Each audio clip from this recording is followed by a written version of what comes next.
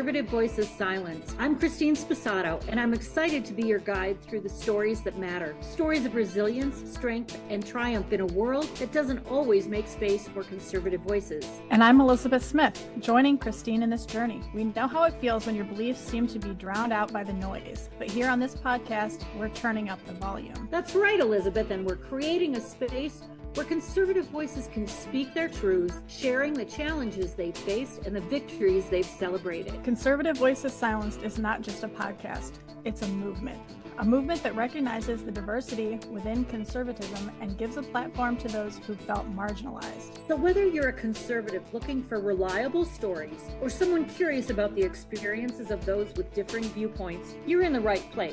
Get ready for an engaging ride as we dive into the trials and triumphs of conservatives navigating a progressive world. We invite you to join us on this journey of discovery, understanding, and most importantly, amplifying voices that deserve to be heard. This is Conservative Voices Silenced, where silence ends and the conversation begins.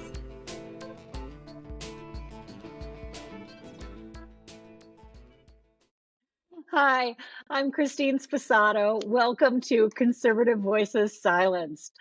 I am living the dream. This is it. I've always dreamed of being a talk show radio host. And so since no one would hire me, I just went out and started my own show. Thank you for being here. This is a privilege to be with you. I am also the author of the best-selling book, Student Voices Silenced, which shares the firsthand stories of bias against conservatives in liberal higher education. I also am the creator and developer of the Rise Conservative Student mobile app. Rise Conservative Student mobile app. Note that. I developed this for high school and college students, and it talks them through and offers them lessons and exercises to support their values, their beliefs, their philosophies in the face of some of these adversarial environments. It's great. There's a Rise community within the app so they can connect with other students and find support within their own peer group. That's what I have going on. Check it out. Today, I have a wonderful guest. It's Lana Rodriguez, and she's a normal citizen, and she is here to share her story of the bias that she experienced while working for a large corporation. And this was during the COVID period. A lot of us have, repressed memories probably of COVID. So many people I hear saying, oh, that was so long ago, I can barely remember it. It seems unreal. Well, it was pretty horrible. And I think our psyche has tried to block it out of our memory because it was so horrible. What was really horrible is that it really victimized everyday American people. Lana is here to talk about her experience with United Airlines, and she was an employee there and was eventually terminated, targeted because of her COVID refusal to take the shot, and then eventually because she just wasn't woke enough, she was terminated. So we're going to hear Lana's story. But even though this is at the back of our minds now and we have gone on pretty much with our normal lives, I think it's really important to circle back and remember what happened, because this changed the lives of millions of people. Millions of people were affected by these policies that were bogus. This was fake.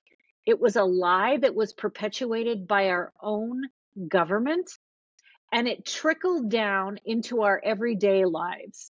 So, lest we forget that we are always on the verge of these kinds of threats, then, the consequences are going to continue to really impact our lives and our freedoms. So it's imperative that we remember what happened. Lana was just going about her business at her job, and the pandemic came around, she made the choice to not get vaccinated, along with millions of other Americans. And, something I think that we need to go back to and be reminded of is that the people that lost their jobs were state workers, they were federal workers, the military. Our own military was forced to resign or get fired. Our first responders, our police, our firefighters, EMTs, doctors, and nurses, teachers, people in food service, across the board, there were individuals that were impacted by these unfair and unfounded policies that forced people out of gainful employment. They had to leave in the middle of careers. They left behind pensions, retirement packages, health insurance, not even to mention just the income that they relied on for their everyday survival for them and their families. 80 million people were impacted by this. 80 million people that refused to take the shot because it infringed on their rights. And as we'll hear from Lana, and then later on, more information about Scott Kirby, who is the CEO of United Airlines, and his personal bias that is really against Christians. So it goes even deeper than just people who are refusing to take the shot just for their own personal autonomy and freedom. So we'll hear about that a little later. But companies with over 100 employees were required and mandated to be vaccinated. So there is some like crazy arbitrary decision that was made. Oh, how about 100 employees? Everybody over 100 employees, they got to mandate it. They have to manage it. They have to roll out policies and procedures and to ensure that their employees are getting vaccinated. And then they have to be staffed to implement that. And, mind blown when you just stop and think of all those resources that were wasted on this garbage, on this baloney. And employees that refused had no legal recourse. They had no recourse. Companies could just say, you're going to lose your job. And they did. And they did. And this was a travesty. And, the fact that there aren't 80 million people right now who are standing up is I think a testament to how difficult it is for all of us to grasp the breadth and the depth of this corruption, of the brainwashing, of the indoctrination that's going on, not just in our country, but worldwide. And I just encourage everyone to wake up and, when possible, take a stand. And I know it's scary. I do it every day. Every day I walk into spaces, I walk into places with friends, into conversations, and I am the one that is considered, fringy and on the outside and not accepted. But if not now, when?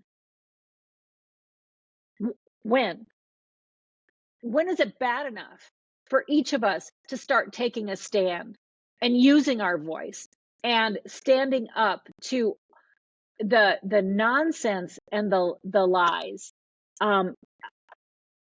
I say it's now. I say it's now for each of us in our own way, in our own life. We need to start walking in truth and in integrity. And we need to start looking, instead of outside, for validation and rules and information. I think it's finally time for us to start looking inside. And I would also venture to say that this is a relationship between us and our maker, and to start really seeking and listening to that true voice inside of us, and the one that doesn't lead us astray and doesn't let us down. And that is not the voice of the world. I am not a preacher or a messenger of any specific doctrine, but I do know it to be true that we all have the voice of truth inside of us. If we can get quiet enough and honest enough to listen to it, it's there. So I want to bring on Lana. As I said, Lana is just average American. She has been primarily a stay-at-home mom. She devoted her entire life to raising her four, she calls them boys, but they're men now. Um, and she has 8 grandchildren. She is devoted to her family. She is devoted to her Lord and Savior. She is a woman of faith and a woman of integrity, the kind of integrity that I'm talking about. And throughout, like many of us, she would stay home for a period of years, and then she would go out and get various kinds of jobs. So from time to time, she would move out and take jobs for a while and then go back home, and was at the stay at home mom that was her dream to be. Throughout that, she was able to kind of get a taste of what working industry is like, what corporate life was like. And unfortunately, at the end, it came back to impact her, bite her, so to speak, because she wasn't indoctrinated enough. They didn't hand her the woke manual of words that she could say and that she couldn't say. And the consequences were pretty severe for her. So that's what I have to say about that. And I am ready now to bring on Lana. Hang on, and here she is. Welcome, Lana. Thank you so much for joining me today. I really appreciate you taking the time to come here and tell your story.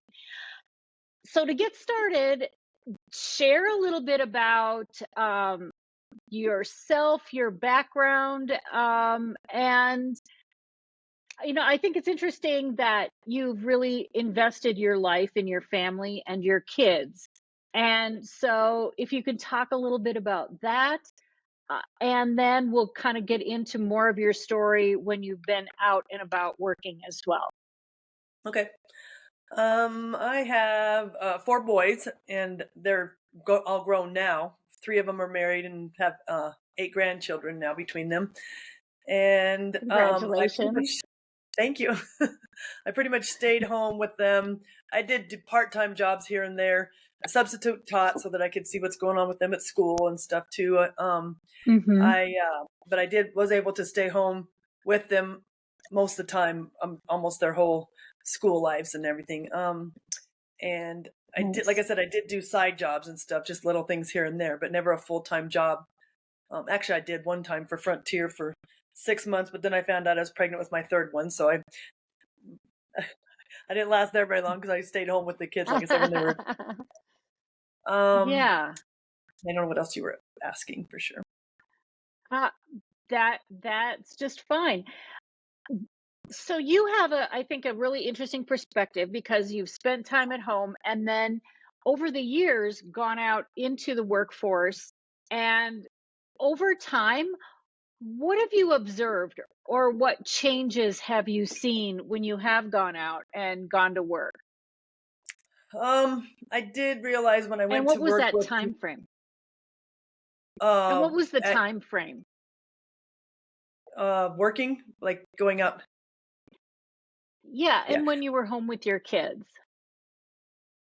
I was home with my kids for probably what, well, because I have they're like 8 years apart, so I was home with them so I don't know how many years that would be, 5 to 2018.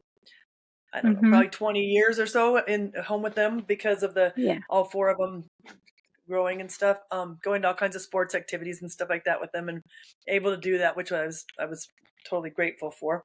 Um, and then not too long after that, I went to work. Um, well, I didn't start United until 2019. I think it was August of 2019 or 18, 19. Sorry, I don't remember. I should have wrote down all these dates. But I worked there for 3.5 That's years. okay. Um, so I was 60 years old before I started there, or almost 60.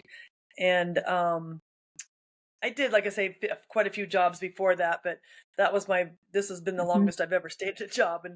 And it was, the corporate world is way different than what I expected, and has been, um, I guess, probably for quite a while. But I recognized it just being just so many different personalities and stuff, and so many people, like you said, going through the pandemic and everything. So many people are just ready to just bow down and just say, okay. And I understood about um, some of them that have been there for so many years and could have lost their jobs because of not getting the vaccine. And I was only there. I guess I was only there about a year and a half so far. But even then, I didn't care. There was no way I was going to get it, and for religious reasons. What And was go ahead. what was their policy for getting vaccinated? Well, the CEO, Scott Kirby, I think his name is, he said everybody needed to be vaccinated, and if not, we were going to lose our jobs. And then they said that we could go and do be non-customer facing, for like up in a room where we could answer questions on the computer and stuff like that to people, but Mm-hmm. make reservations and stuff like that. But so you either had to get it or you were pretty much done. Um, and then, like I said, they gave us options to go up there. Well, that ran out a few months later, and I was either going to lose my job completely or I could go down to the ramp, which one of my coworkers mentioned, which is really hard work. I mean, if I was younger, I wouldn't mind so much, and even then, I wouldn't mind. But it was freezing cold that time of year, and you're out there in horrible weather. You've probably seen people doing what ramp is when you're Mm-hmm. like bringing the planes in and you're loading the planes you're up in the the bottom part of the airplane loading bags and driving these cart things freezing cold out there, and having to go get gas and Right. in those, and or whatever. Anyway, so I did that for a Right. few months, and then I finally said, I'm not going to do this anymore. I was ready to quit, and then I told one of the HR persons that, and then they said, well, we totally understand.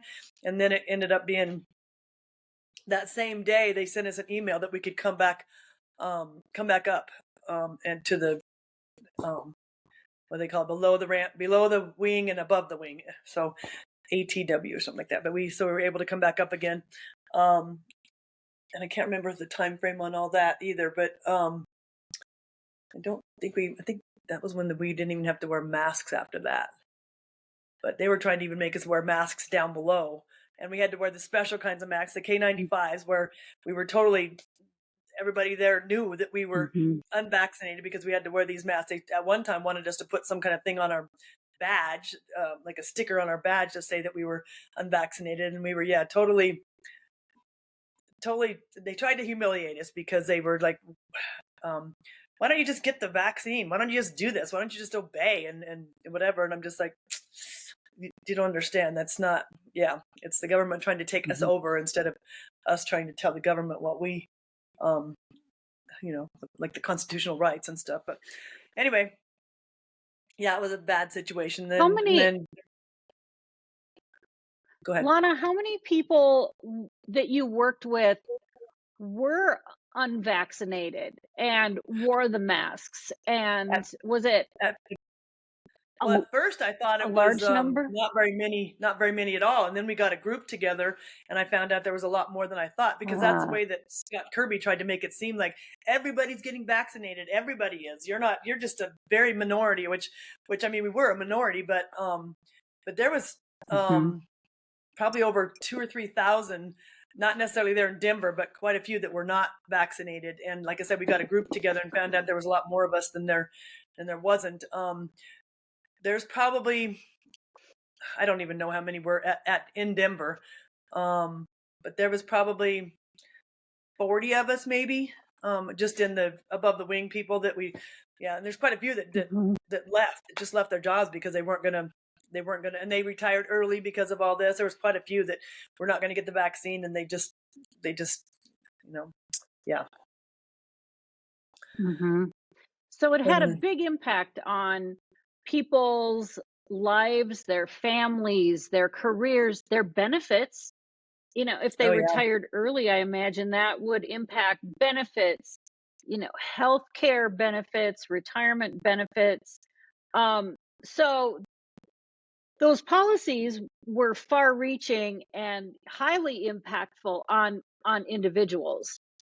Do you know other people that really lost a lot who had oh my been there gosh, for a long time? the pilots and the flight attendants totally lost their jobs and they had this contract where they couldn't even go to other airlines that weren't making them be vaccinated. So many pilots and flight attendants lost their jobs, like I say, completely. They wouldn't even let them fly because of the not being vaccinated, going into other countries, and so they lost a ton. Mhm, And for, I don't even know how many months it was. It was like, I think it was like 8 months or more that they had lost. And can you imagine a pilot making all that money? And flight attendants don't make that much, but still, that's their livelihood, and not being able to work. And mhm. and yeah, it's crazy. I had no idea about all that, because yeah. Anyway, I don't know if you know, there's a lawsuit going either against United, for all of us unvaccinated and stuff, against Scott Kirby for making us. He was the one airline that said we're going to be 100% vaccinated, and a lot of the other airlines didn't do that. He was, anyway, buddying up with the Oh, government and stuff. But yeah, we have I a didn't lawsuit. know that. Yeah, it's been going on for, yeah, a Wow. couple, almost, yeah. So yeah. Wow. So hopefully there can be, some some justice for that. And Hmm. the tragedy of it all is it was all for nothing. The vaccinations haven't been proven to have been beneficial. The No, masks we know were garbage. horrible. That They social go before you. distancing crap, it was all fiction, and it was all stuff that was just made up. And it's just infuriating. I Where I worked at the time, um it, people went people were terrified, and it broke down social relationships because people wouldn't talk to each other anymore. They wanted to isolate. It wasted so much time. There were people that were making up sing songs that you were supposed to sing to yourself while you washed your hands in the bathroom to make sure that you washed your hands long enough to kill all the germs. You were supposed to sing Mhm. these little songs. They were paying people to do crazy crap. you know the amount of resources that they spent in manpower and materials building barriers and walls, and that was just my tiny little slice of the world. Right. You multiply that by all the different work environments doing that. What a tragedy and what a waste. And Yep. we're not even getting into what happened in the schools to children. This is I just the know. impact that it had on grown adults. Yep. Yeah, there's a lot It's of friendships that it's I terrible. pretty much lost there because they just couldn't believe that I wouldn't get vaccinated, and we weren't even supposed to talk about it. The ones that were unvaxxed, because they did have such a group against us, kind of, and stuff. But yeah, we weren't even supposed to Mhm. say that we weren't. And I had a hard time not saying, because I'm just like, that's what I believe. I believe in not doing this. We're not. it was all a control thing, just trying to see how many people they could control with this. And yeah. It was, and yeah, just very, very manipulative, and it also established a norm that what they say goes. That has more power than our individual rights or beliefs or opinions or any facts that, what became this minority had to say. This majority, that was what I saw was a big shift in power in our culture, in our society, was all of a sudden they had all the power and we were these crazy rebels or something. And I haven't quite figured out how what a good rebuttal is for that. My husband and I were just talking about that last night, that there's this attitude that a lot of liberals have, and they say you've been brainwashed because you're conservative. You have been listening to false information. And my stand is, no, I haven't changed. I haven't been Mm-hmm. brainwashed. I haven't changed at all. You're the ones that have changed. You're the Mm-hmm. ones that have been brainwashed, not me. Mm-hmm. I really haven't moved. I'm the same as I've always been. But this culture shift, that now there's something wrong with just being conservative or standing up for what you believe. Mm-hmm. How else do you see that playing out for you in your life? Well, I believe, like I said, I was targeted and stuff like that too. So this one, I did end up getting fired from the job for another. I don't know if you're wanting to talk about that or not, but Yeah, one of go the ahead, Lana. ladies, yeah, one of the ladies that I worked with down in baggage, she, well, she's just kind of a miserable, bitter person anyway. But I was always trying to be extra nice to her and just talk to her and just trying to not necessarily befriend her to go out with her or anything like that, but just to be extra nice to her and stuff like that. Well, she was just real snotty and real mean and hateful. And I still just tried to be as nice as I could. And I was joyful around work too. I loved being around people. I loved my job. And I just, we were in the uh, break room down there and she was talking about, um, or she had brought in cherry pie. I think it was for Thanksgiving or something like that. She says, "Would you like some cherry pie?" And we were the only two in there. And I said, "Oh, I don't really like cherries that much because I used to work at a cherry orchard that my grandparents, at the time, I thought they had owned half of it, but I guess they just helped work with these people at this cherry orchard up in uh, Parachute or Grand Valley, Colorado." And this is over 50 some years Hmm. ago. And I said, and we used to pick cherries, and I said that the wetbacks there were so fast at picking cherries, we couldn't make any money. So we had to, me and my sister we never made any money because we couldn't pick, they were so fast and so good. And she's like, "What did you say?" And I said, "Well, wetbacks or whatever." And I didn't even think nothing of it being derogatory, and I wasn't calling anybody that except for that 55 years, however many years ago it was that I worked at the cherry orchard. And she's like, Right. I don't know, she just got very, very just evil mean. And I'm just like, and then just left. And she apparently went right to corporate security. Whenever we have trouble with each other, we're supposed to go like up the ladder or whatever. Well, she went straight to corporate security and said that I called, that I said that word, which I did, and I admitted it, but I wasn't calling anybody that. And I didn't even think of it as a bad thing. And along down the road through just a bunch of different I mean, not interviews, but like interrogations almost, it seemed like, they, even the union guy that was kind of supporting me, whatever, said that they used to have a government, um, I forget what it's called, some kind of thing where it says it was called Operation Wetback is what they called it years and years ago when they were trying to, keep people from coming over the border illegally or whatever. Well, like I Hmm. said, I wasn't even thinking of, I've never called anybody that as like just coming out and saying, "You, whatever." And I didn't even think of it being like I said, derogatory word until she said that. And then all of a sudden I just got I just got red and I almost like had tears in my eyes because I wasn't meaning to hurt anybody at all.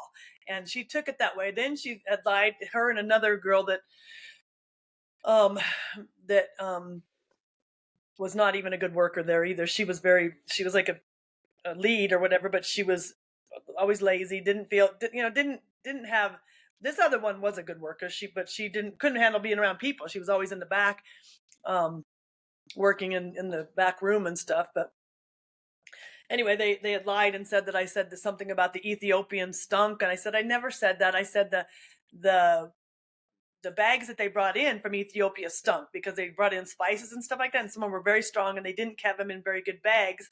So they would fall apart and leak out and stuff like that too. And I said we should be able to throw those away. Well, they brought it into this thing that that I said we should throw away all their bags, that they stunk. I said I never said that. And then they said that I had said that the Hawaiians should all be fired. Well, I didn't say that at all. I didn't even know where these other coolers came from. They came, people as employees, we could send things through baggage or whatever and get a really good discount, but we were never supposed to use it for a business. So I said, what I did say was, if they are using this, it was fish. They would bring fish from over. I didn't even know where it came from. So when she said, I said Hawaiians should be fired, I had no idea. And I guess it came from, anyway, Hawaii or Guam or something like that. Well, I said, somebody should follow them just to make sure that they're not using it for a business, like taking the fish to a restaurant and using it for a business.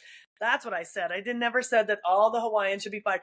Well, they made up this big, huge story about me. And then all it came down to was they did end up going, everything else was away except for the word I said, that the word which I never like to use again because I had no idea it was going to turn into this. Well, it got into a big lie. And I found out later on that, Muslims, which both of these girls were, well, one of them is for sure. I saw her she'd go and pray and whatever at the Eastern thing. She's Muslim. And then the other one I found out later on, her husband's Muslim. But Muslims, I heard, are allowed to lie. They're taught to lie because they want to convert people, and that's how they have to do it. They have to lie to do it, and it's okay to lie. They have no remorse about lying anything. And I didn't know that until I go to this small group Bible study thing, and the neighbors across the way are from Pakistan. Well, he goes and ministers, has this big ministry over in Pakistan, and he knows Muslims like the back of his hand, whatever. And he said, yes, they're taught to lie. They're taught to lie. So these two girls made up a big, huge lie about me, all this stuff that they, of course, believed all the way. And I had, like I said, union people helping me and everything, but I ended up getting fired. And I'm like, okay, whatever, Lord. I'm just like, okay, this is your will, which I didn't like the whole corporate woke company anyway, but I wanted to make it till 5 years. If I would have made it 5 years there, I could have got unlimited flight benefits for life. Because once you're 60, you can work 5 years for an airline. I think they're probably all about the same, and you can get unlimited flight benefits for life, even if you retire. Even if you're not working there anymore. So anyway, didn't make it, but I'm just like, man, just didn't help me to forgive them, because I know, just like Jesus on the cross, forgive them for they know not what they do, and they don't know what they're doing. I mean, it seemed like they were, and I was very hurt and got angry and stuff too. But yeah, anyway, yeah, it's been tough. Right. Yeah. Well, and what this brings to mind is that those of us who have been in the corporate environment while this woke wave has been building, in my experience, it started pretty small. It started, almost invisibly, and then it started showing a little bit. And then, the indoctrination started. Oh, well, did you know that you can say this, but you can't say that? Oh, okay. And then a little bit more, and a little bit more, and a little more over Yep. time. And I would say even over 10 or 15 years. Yeah. So it doesn't, it's the frog that you put in the pot and turn it up till it boils. You don't really realize what's happening because it's slowly getting hotter and hotter. And that was my experience with this woke wave and the indoctrination that was happening. And that's why I think your story is really interesting because you weren't out in the corporate world while this incremental change was taking place. So there you are, plucked down in the middle of it and expected to understand all these nuances. And you Mhm. were almost set up to fail because Mhm. the world had changed in these corporate environments and you hadn't had the opportunity to know what that was or to change with it. Yeah, they told us. I mean, we did have to take classes, like maybe Mhm. annually or annually, whatever classes and stuff online about not to say, um, not to be discriminatory, whatever. But they never said which words you couldn't use and could use. And so I Yes. did that. And same with I was talking to another friend there at United that I said something about Oriental, and they said, "Oh no, you don't say Oriental anymore. You say Asian," which I'm just like, okay, like you say, you have no idea what words we're supposed to be using, and then everybody's out to watch just to find Right. something wrong with yeah, ugh, it's horrible. Mhm. Yeah. Right. And I wonder, and some of the interviews that I've seen is, who are people truly offended by some of these words, or have Exactly. they been told they should be? Mhm. Some words are offensive. There are words that if somebody said it to me, I would be offended. So Right. absolutely, yes, as a culture, as a society, we can refine our language and we can definitely stop using words that are offensive and hurtful to people. Mm, Right. But we have gone into a place of um, nonsensical and a historical reference that you had used, that was a word that was used in 1955 or something, uh, A little bit at later your than that, because I was born in grandparents, 55. and Yeah. So culturally, that word is still used in that geographical area because I happen to live here. I am out on the western slope of Colorado, and mhm. I am in the valley, and so I hear those words used, Oh, but really? not Yeah. they're not derogatory. No. It's it's used. I mean, personally, I have only heard our produce workers, our agricultural produce workers, referred to with a great deal of respect. Mhm. The Yeah, people they were here hard in our workers, both of them. area, they, none of these orchards or ranches would be able to survive without them. And Mhm. in my experience, they're treated very respectfully, and it's not a word that's derogatory at all. Mhm. So, the context makes so much difference. There's so many nuances in this. Yep. Um, it's just fascinating. Um, Yep. one more point on that is, I know that you've worked construction. I've worked construction. My husband was a custom home builder, and I worked on job sites with him for 3 years. Oh, So yeah. I've roofed, I've hung trusses, I've framed, I've done everything. Um, Yep. so I know the culture within construction.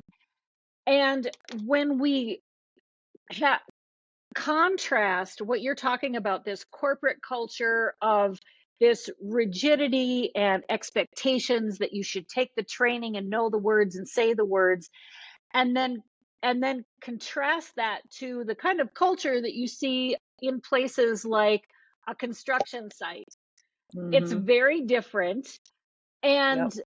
when I hear um there's a big disconnect. And a lot of times when I hear politicians or policymakers interviewed, they just don't get it. And it's almost as if they are just kind of dumbstruck why people, just for example, are supporting Donald Trump. And whether you like him or not, I think those people feel like here's our voice. Here's someone that's speaking for us. And he's Mm-hmm. not telling us to be quiet. He's not telling us to shut it down. In fact, he says a lot of crazy crap himself. Yeah. You almost would hear on a construction site. Um, Right. so can you talk a little bit about the different environments that you've been in and how those expectations are different of being politically correct or being woke or the people who aren't and how they feel about that, about their Yeah. freedom? Yeah. Um, yeah, I had no idea that it was going to be so.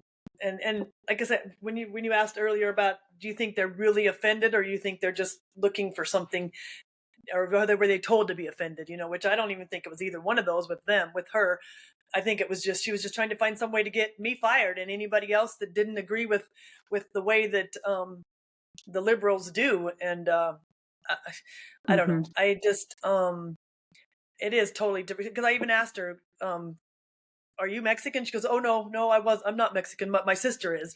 And come to find out, the sister, supposedly sister at work, was not even her sister, and she had nothing against me either. She wouldn't go in on this. I'm sure she was asked to go in on this against me, but she wouldn't, and she's not even her sister. So that was a lie right there. Anyway, yeah, compared to construction sites, yeah, nothing like that. And there's actually more respect and honesty in the construction field, and not Right. wanting to, not nope. I'm very um uneasily offended. I guess that would be the word, because I don't get offended very easily at all. So I guess I assume everybody's like that. Well, you get there, and like I said, I don't even think they're offended. I think they're just trying to find something to because they're taught, like you say, they're taught that they're supposed to be, there's rights that you can't say these certain things, you can't do these certain things, or this should happen, that person should suffer, which I just, like I said, I don't even think people are offended, or else, like you say, they're taught to be offended, and then maybe they truly are, but that's Mhm. brainwashed, like you were saying before. They're brainwashed to be offended about Yeah. anything, and yeah, it's totally different than, and I would much rather work around guys and construction than I would around. I did have some really good friends at United, and some the ones that were truly honest, but you still never knew who you could trust, because you just, I don't know. And then I like to speak Hmm. truth, and when I do, like, people think you're, what did you say? You said something I can't remember, but you're almost like a bully or whatever, which I'm not trying to be a bully at all. I'm just speaking what I believe is the truth, and what I've learned in all my life, or the last few years of my life. Yeah. Right.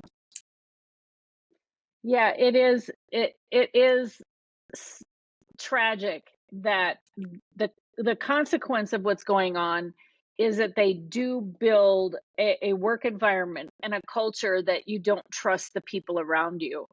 Hmm. That was absolutely true where I worked.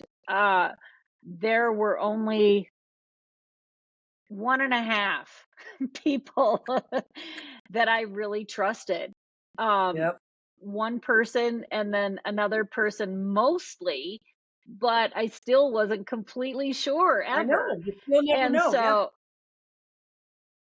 so and that's just Yep. really unfortunate because all the training in the world that they invest in trying to develop a supportive work environment and a productive work environment, they undo all of that and it's all counter because they're creating this environment where people can't trust each other. Um, Hmm. and so it in the end, it's a waste and it Yep. doesn't make sense It is, instead at of all. teaching biblical ways to work, and like you say, I was saying earlier, or I was saying in my questions that I was taught to work as I'm working under the Lord, in every job, even a painting job. I'll say, Lord, help me to paint this house as it's your house, and try to do the Yeah. best that I can do in everything I do. And I did that at my work, also at United, and yeah, people aren't trained that way. They're, Okay. oh, Um, my faith, yes. yeah, there's a dilemma that I'm sure that you have faced and a lot of our listeners have probably faced.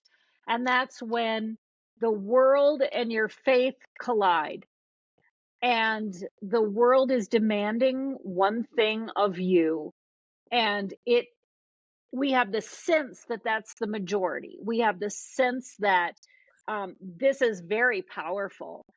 And when when you come at it from the other side, or from this faith side, and it's colliding, it's not fitting together, there's conflict.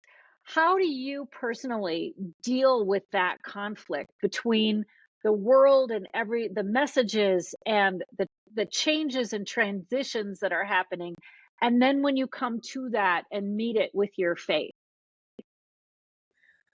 Mm, I would say, for one thing, I have to stay in the Word, in worshiping, in lots of prayer, and I know I had a experience that, like, when I was 19, knowing that Jesus is real, and I never have doubted. Of course, I've slipped and done crazy, stupid things and stuff for many times after that, but I never will deny that He is real, and that Right. that He is the only way, the truth, and the life. And I'm so strong in that because of my experience with Him, and throughout the years, even, that I don't have a problem expressing my faith. Yes, I have people that are totally against it and say, "Oh, you're crazy." I did way back when too. You're That's crazy. It's a cult or whatever. And it's just like, no, it's not. And you can believe what you want, as I speak to other people and stuff. But I know that I was targeted for that at work at United also, because and just for my honesty and stuff. They're like, nobody does this. You don't do this. You don't say. And I would admit when I was wrong and stuff. And a lot of people don't. They're just like, no, this was somebody else's fault. I'm like, okay, that I don't have a problem with admitting I'm wrong. I just um yeah, but we are the minority. You said maybe we are the minority. There's not many of us who believe, and prayerfully that's going to change, that a lot more people come to, which some people have in my surroundings and stuff like that, because I do speak about it all the time. But it's hard, but yeah, and sometimes I'm just like exhausted after praying, even for people or something, or going and talking to people about it. I'm just like exhausted for like a day or two afterwards. I mean, it's just like draining, because but just being filled with the Holy Spirit continually, and staying in His Word, staying in God's Word, and church, so important. And it keeps me Mhm. strong. And I know that that's the truth, and nobody's going to tell me differently. Yes, the world. I have to watch what I watch on TV. I have to watch, all these things, because yes, the world can kind of try and slip in and draw us away, but I have to just keep on keeping on, pushing towards the goal. So, Right. And it it's so easy to look the other way and be influenced, because there isn't anything in the secular world anymore that supports honesty. right. At the beginning you were talking about, that these women thought it was a-okay to lie, and that was Yep. okay to just tell a blatant lie. And things that used to be so foundational to our values and our morals, and our cultural mores, there used to be some things that we all had in common, and it seems as though now there's nothing anymore. Mhm. Even you watch our leaders, our the politicians, they look right in the camera and lie. I Everyone, know. something so simple as just telling the truth. People don't have the courage to even do that anymore, or the moral compass to believe that that's a value, that they should be doing it. I don't think anyone even feels bad anymore about it. I know. Um, Yep. so I think we are in the minority, and um, I think it's going to get worse before it gets better. Yes, it is. Yep, we have to protect ourselves and be prepared, because it's definitely going to get worse. We think we're persecuted now. Wait, and yeah, yeah. I mean, trying to close the churches down and Yeah. everything for several months. So the church I go to now never did. closed down. If they did one time, and they're just like, no, I'm going to do what God wants us to do, not what the government tells us to do, because that's totally wrong. That it's not what is it called? Like necessary. I forget what the word they use to keep businesses open or whatever. But church is definitely the most important to be keeping Oh, open. But right. yeah. Right. Essential? Was that what it was? Yes, I think that's Essential? essential. Yeah. Yep. Yeah, So essential businesses or essential services. yeah, even churches Why were falling to that. mm-hmm. Yeah. Yeah. Why Target was essential, I'm not really sure, but and liquor stores, Yep. but not a Yep. church for grandma's funeral. You couldn't do that.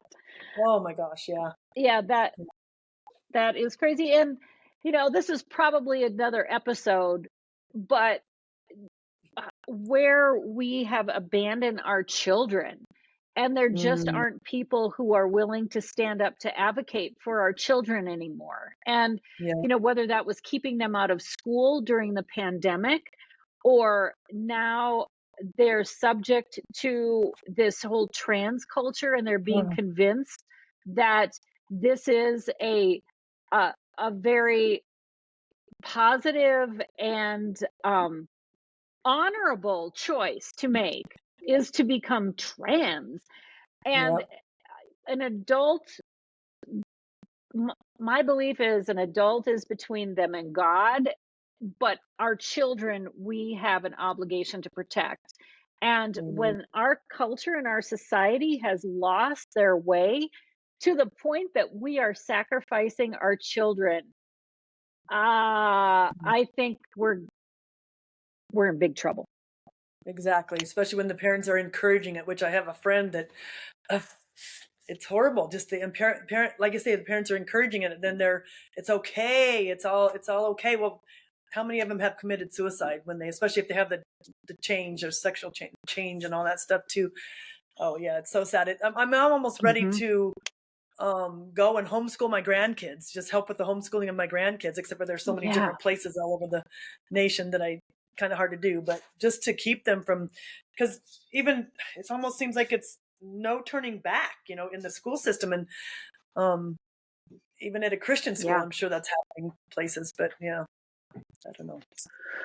Yeah. Well, I just talked with someone yesterday who is um uh in a, a let's see, an organization or a committee that approves curriculum for a university, and he was telling me the kinds of curriculum that comes across their desk that they are Mm, approving, and it's all very very woke. And he said, you got to think about that these teachers that are graduating out of these education programs mm, are going to be the teachers that are out there for the next several decades.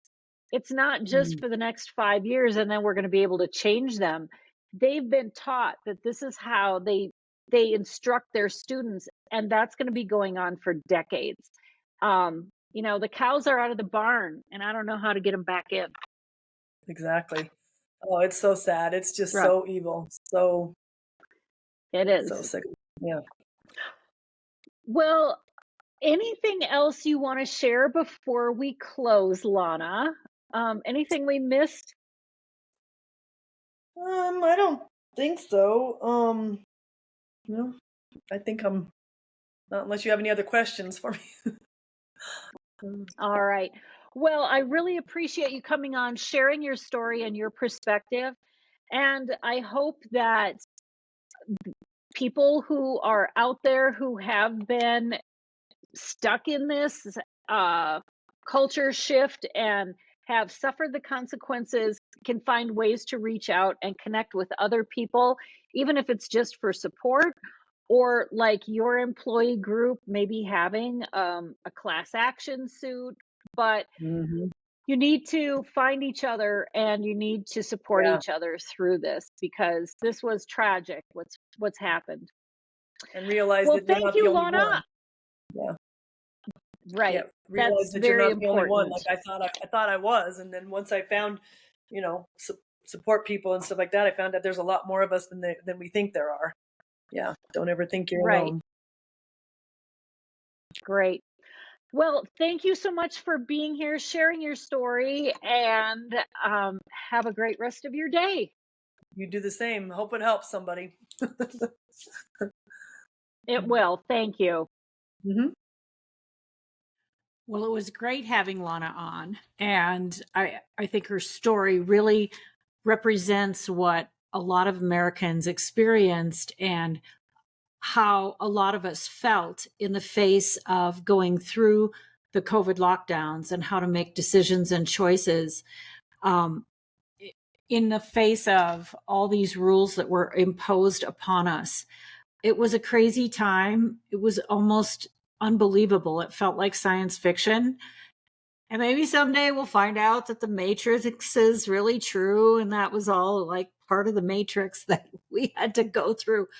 I don't know about that, but it was a pretty crazy time, and she was just really caught in the middle of some corporate policies, and then eventually fired for using a term that had been deemed politically incorrect, and she wasn't even informed of it. It was just assumed that she should know that. And, we all see what a slippery slope that probably is. A little bit more on United Airlines CEO Scott Kirby. His annual salary is nearly $17 million. His net worth is estimated at $44 million. So for him to have any perspective of what it is like for his employees to lose their job, he's got none. He has no perspective. A ramp or gate agent at the top of the pay scale who's employed full-time at United Airlines would need to work 226 years. 226 years to make the same amount as the CEO. Now, I am not, as a capitalist, I'm not going to go on a tangent about, equity in pay and who should get paid more, the baggage handlers, the people on the ramp, or the people in the boardroom. I'm staying out of that. But my point is, what kind of realistic understanding do they have of their employees and the significance of their employment, of their benefits, of their retirement do these corporate decision makers actually have? And I would venture to guess very little. I think they've lost that perspective, and that really contributes to how these decisions are made. And I would even go as far as to say that happens, I think, in our government, that by the time people reach that level of, I don't know, I guess, success in government, they're long gone. Their days of being an ordinary person are out the window, and those are the people that make the decisions for us. One article, and I'm going to preface this by saying that there is litigation going on, as Lana referred to, that there's a class action suit. And so all of this is alleged. I'm not stating this as fact. I am just saying that this is something I found on the internet, and you could find it too if you wanted to do a little research.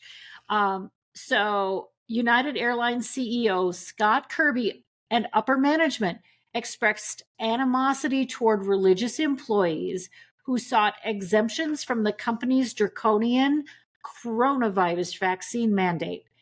Internal company communications have proven this. Still in litigation, however.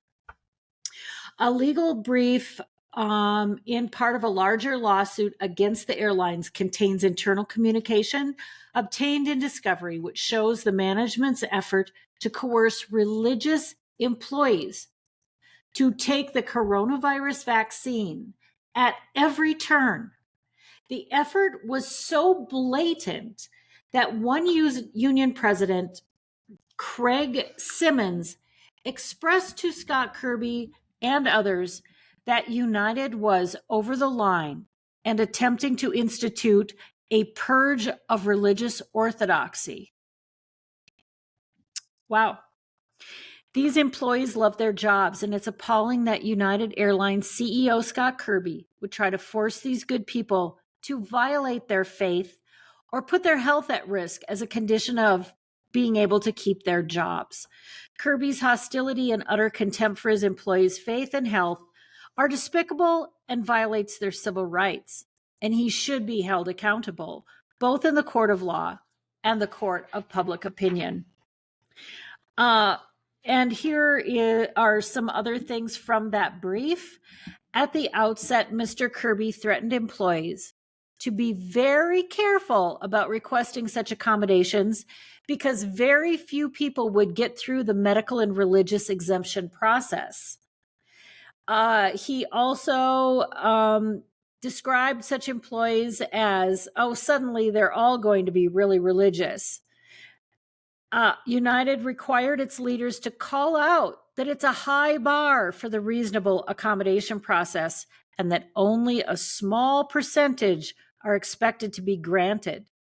United's leadership confirmed that it would apply this high bar to accommodation requests because it was a Scott-level initiative made consciously knowing it would upset some people. At one point, Kirby allegedly proposed requiring accommodated employees to walk around with special stickers on their badges, broadcasting their vaccination status. Well, we heard from Lana what that felt like to be one of those employees that was threatened to have to wear a sticker around when they were already wearing the masks, which communicated to everyone that they were non-vaxxed. But the sticker, what does that conjure up in your mind? Having to wear, an label on the exterior of your clothes that wasn't, okay. Under both Title VII of the Civil Rights Act of 1964 and the Americans with Disabilities Act, ADA, United must provide reasonable accommodations for employees with religious or medical reasons for needing accommodations, which it did not.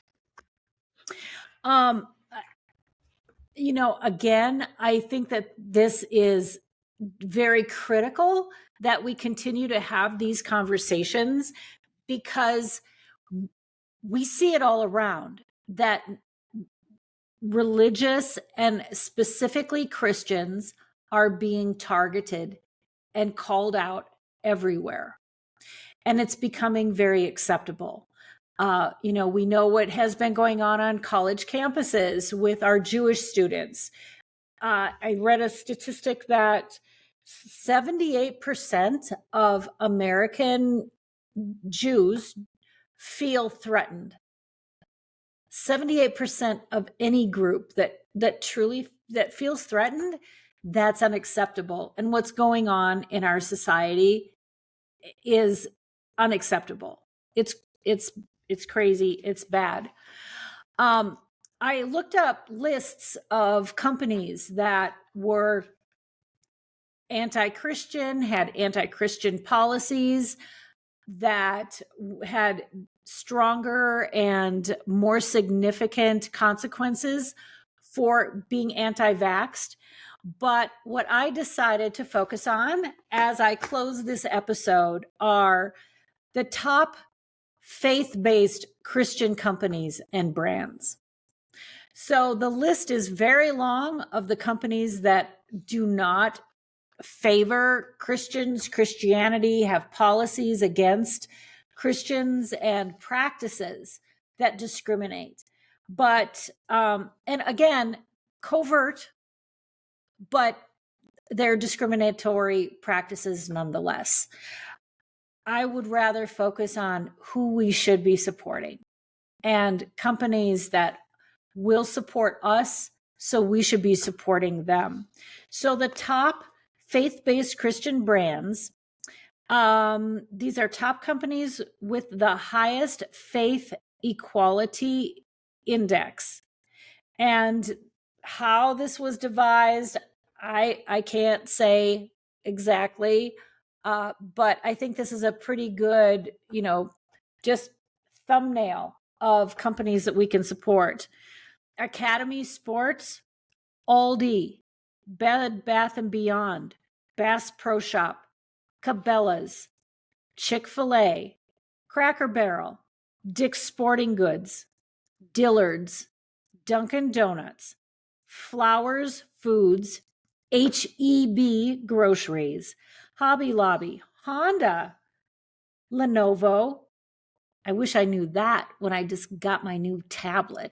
In-N-Out Burger, Interstate Batteries, Jack in the Box, Krispy Kreme, Lowe's, Marathon, Samsung, SeaWorld, Sony, Subway, Thrivent Financial, Toys R Us, Trader Joe's, Tyson Foods, Walmart, and Wendy's.